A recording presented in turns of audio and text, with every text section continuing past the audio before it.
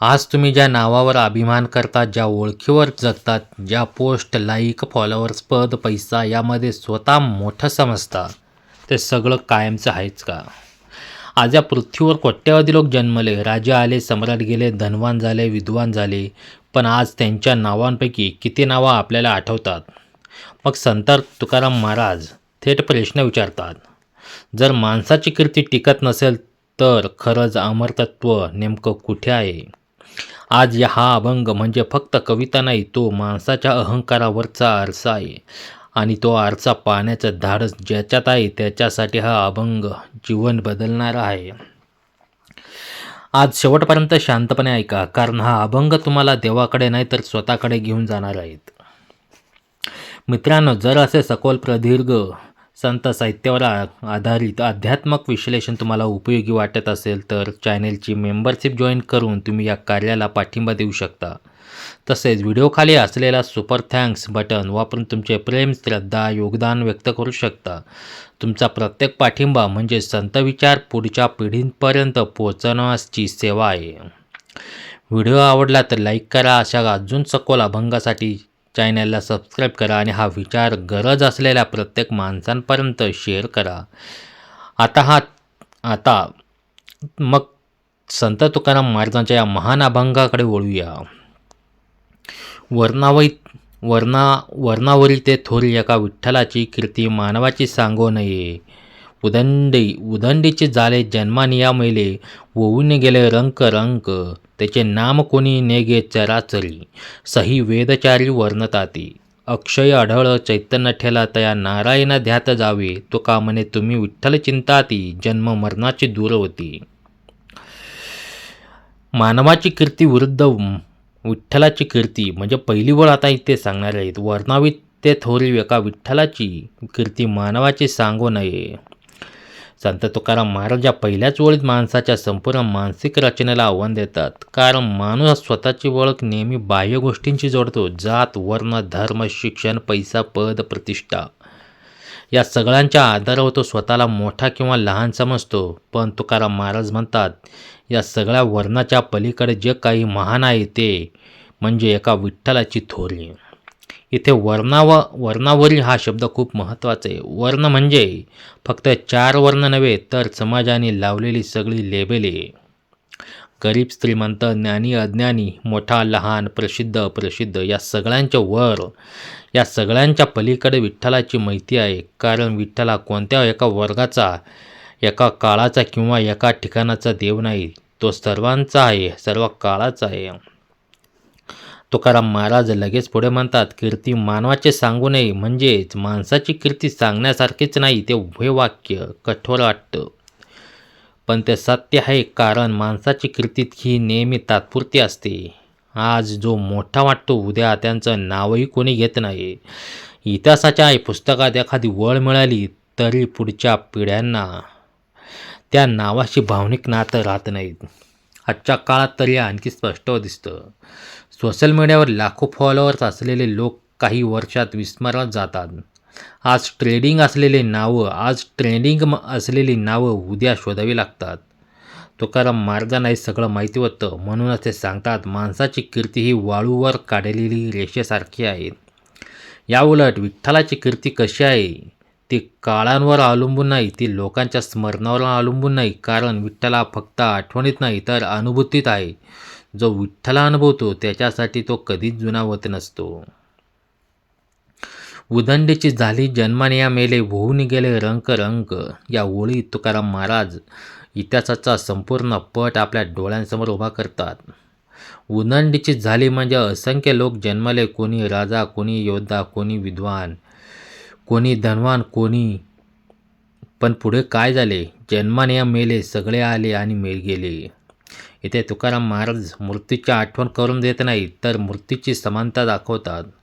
मृत्यू कुणालाही विचारत नाही, तू कोण आहेस, तुझं पद काय, तुझा बँक बॅलन्स किती. मृत्यूसमोर सगळे सारखेच आहेत. होऊन गेले रंक रंक हा शब्द फार खोलवर आहे. रंक म्हणजे गरीब, रिकामा. मृत्यूसमोर सगळं रंक होतात. कारण जे काही आपण माझं म्हणतो ते सगळं इथेच राहून जातं. नाव, संपत्ती, सत्ता, शरीर काहीच सोबत जात नाही. तुकाराम महाराज इथे भीती निर्माण करत नाही तर वास्तव दाखवतात. कारण जो माणूस मृत्यूचे सत्य समजून घेतो तो खऱ्या अर्थाने जगायला शिकतो. जो मृत्यू विसरतो तोच खोट्या कीर्तीच्या मागे धावतो. आज आपण पाहतो माणूस आयुष्यभर स्वतःचं नाव मोठं करण्यासाठी झटतो, पण तुकाराम महाराज विचारतात त्या नावाचं शेवटी काय होतं. किती पिढ्यात ते नाव आठवतात आणि समजा नाव आठवलं तरी त्या नावाचा उपयोग मृत व्यक्तीला काय. इथे विठ्ठलाची थोरी पुन्हा समजते. कारण विठ्ठल मृत्यूपलीकडे आहे. तो जन्मात अडकलेला नाही, तो मरणात संपणारा नाही, म्हणून त्याची कीर्ती अक्षय आहे. तुकाराम महाराज आपल्याला या 2 ओळीतून एक मोठा धडा देतात. जर तुला आयुष्यात काहीतरी टिकवायचं असेल तर माणसाची कीर्ती नको, विठ्ठलाचं स्मरण हवं. कारण माणसाची कीर्ती तुला मृत्यूपर्यंत साथ देईल, पण विठ्ठलाचं नाम तुला मृत्यूपलीकडे घेऊन जाईल. त्याचे नाम कोणी नेगे चराचरी, साही वेदचारी वर्णताती. संत तुकाराम महाराज या ओळीत माणसाच्या इतिहासाला आणि देवाच्या सनातत्वाला एकाच ओळी समोर ठेवतात. पहिल्या भागात आपण पाहिले की माणूस किती मोठा असला तरी त्याची कीर्ती तात्पुरती आहे. आता या 3ऱ्या ओळीत तुकाराम महाराज सांगतात की माणसाचं नाव चराचर सृष्टीत टिकत नाही, त्याचं नाम कोणी नेगे चराचरी. याचा अर्थ खूप खोल आहे. चराचरी म्हणजे संपूर्ण सृष्टी, स्थावर आणि जंगम, जीव, निर्जीव, पर्वत, नद्या, आकाश, प्राणी, मानव, या सगळ्या विशाल सृष्टीत माणसाचे नाव किती लहान आहेत. हजारो वर्षापूर्वी जगलेले कोट्याधीश लोक आजही पूर्णपणे विस्मरणात गेलेले आहेत. त्यांचे नावं निसर्गालाही आठवत नाहीत. माणसाचं नाव टिकवण्यासाठी इतिहास लिहिला जातो, पुतळे उभारले जातात, स्मारकं बांधली जातात, पण काळाच्या ओघात तीही झिजतात, पडतात, विसरली जातात. तुकाराम महाराजांना हे माहिती होतं, म्हणून ते ठामपणे सांगतात माणसाचं नाव चराचरात टिकत नाहीत, पण लगेच पुढच्या ओळीत ते एका विरोधाभास उभा करतात. साही वेदचारी वर्णताती. 4 वेद ज्यांचं वर्णन करतात, जो नारायण. वेद म्हणजे मानवी इतिहासात नव्हे तर सनातन ज्ञानाचा स्रोत. वेद काळाच्या पलीकडचे आहेत, म्हणून ज्याचं वर्णन वेद करतात तोही काळाच्या पलीकडचा आहे. इथे एक महत्त्वाचा प्रश्न उभा राहतो. वेद जर नारायणाचं वर्णन करतात तर तो नारायण कोण आहे? तो फक्त मंदिरातला देव आहे का, की तो काही वेगळाच तत्व आहे? तुकाराम महाराज स्पष्ट सांगतात, हे तत्व आणि ते नाव, ते रूप, मूर्ती यांच्या पलीकडचं आहे. वेदांमधला नारायणाला अनेक नावांनी ओळखलं जातं. ब्रह्म, आत्मा, पुरुष, ईश्वर. पण या सगळ्या नावांचा गाभा एकच आहे, चैतन्य. म्हणजे जी चेतना या सृष्टीला चालवते तीच नारायण. माणसाचं नाव का टिकत नाही? कारण ती देहाशी जोडलेली असतात. देह नष्ट झाला की नावही नष्ट होतं. पण नारायणाचं नाव देहाशी जोडलेलं नाही, तर तत्वाशी जोडलेलं आहे, म्हणून ते नाव नाहीसं होतं. आजच्या काळात आपण नावाच्या मागे किती धावतो. आपलं नाव ओळखलं जावं, आपलं नाव व्हायरल व्हावं, आपलं नाव लोकांनी घ्यावं. पण तुकाराम महाराज विचारतात त्या नावाचं अंतिम सत्य काय? इथेच नामस्मरणाची खऱ्या अर्थाने महत्त्व समजते. नामस्मरण म्हणजे फक्त शब्द उच्चारणं नाही, नामस्मरण म्हणजे तत्वाची आठवण ठेवणं, जी सगळीकडे व्यापलेली आहे. वेदच सांगतात अहम ब्रह्मास्मी, म्हणजे मी देह नाही, मी चैतन्य आहे. हे समजलं की माणूस नावाच्या पलीकडे जातो. त्याला स्वतःची कीर्ती वाढवायची गरज राहत नाही, कारण तोच त्या व्यापक चैतन्याचा भाग आहे. तुकाराम महाराज या ओळीतून आपल्याला सांगतात माणसाचं नाव विसरलं जाईल, पण नारायणाचं तत्त्व कधीच विसरलं जाणार नाही. म्हणून जर तुम्हाला आयुष्यात काही शाश्वत हवं असेल तर नाव मागे लावू नका, नामात विलीन व्हा. कारण नाव तुम्हाला वेगळं करतं, पण नाम तुम्हाला सगळ्यांशी जोडतं. अक्षय आढळ चैतन्य ठेला तया नारायणात ध्याते दावे. या ओळीत संत तुकाराम महाराज संपूर्ण अभंगाचा गाभा मांडतात. पहिल्या 2 भागात त्यांनी माणसाची तात्पुरती कीर्ती, नावाचा लाश, वेदांनी सांगितलेलं सनातन तत्व स्पष्ट केलं आहे. आता ते थेट अंतिम सत्याकडे नेताना आढळ अक्षय चैतन्य. अक्षय म्हणजे ते कधी नष्ट होत नाही, आढळ म्हणजे जे कधी ढळत नाही, आणि चैतन्य म्हणजे जी जिवंत चेतना. तुकाराम महाराज सांगतात, हे चैतन्य कुठे बाहेर नाही, कुठल्या विशिष्ट मूर्तीत अडकलेले नाही, ते सर्वत्र आहे. ते तुमच्यात आहे, ते माझ्यात आहे, या विश्वात आहे. माणूस देवाला शोधत फिरतो मंदिरात, तीर्थात, मूर्तीत, पण तुकाराम महाराज सांगतात की देव शोधायचा असेल तर चित्तात शोधा. जिथे इच्छा तयार होत आहे तिथे अहंकार निर्माण होतो. त्या चित्तात जर विठ्ठल बसला तर बाहेर शोधायची गरज उरत नाही. त्या नारायणा ध्यात जावे. ध्यान म्हणजे काय? डोळे बंद करून बसणं म्हणजे ध्यान नाही. ध्यान म्हणजे प्रत्येक क्षणी त्या चैतन्याची जाणीव ठेवणं.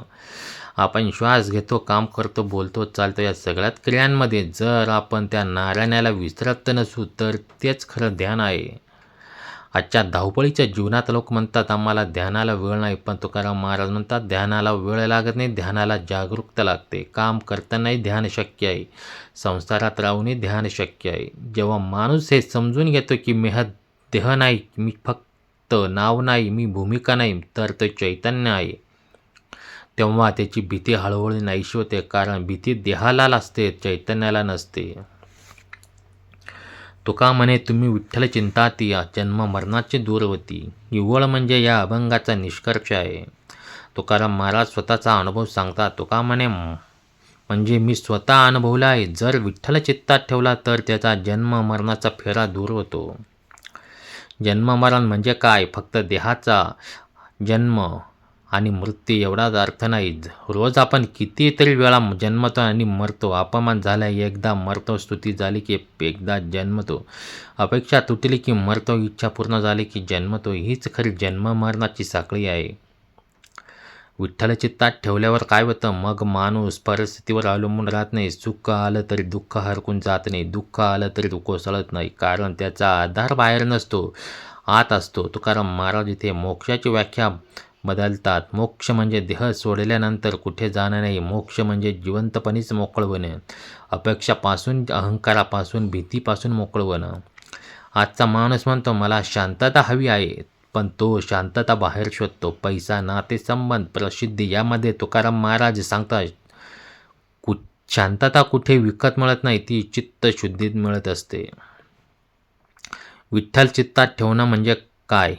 प्रत्येक निर्णय घेताना स्वतःला प्रश्न विचारणं, मी हे अहंकारातून करतोय का? मी कर्तव्य भावनेतून? मी कुणाला दुखवतोय का? मी स्वतःशी प्रामाणिक आहे का?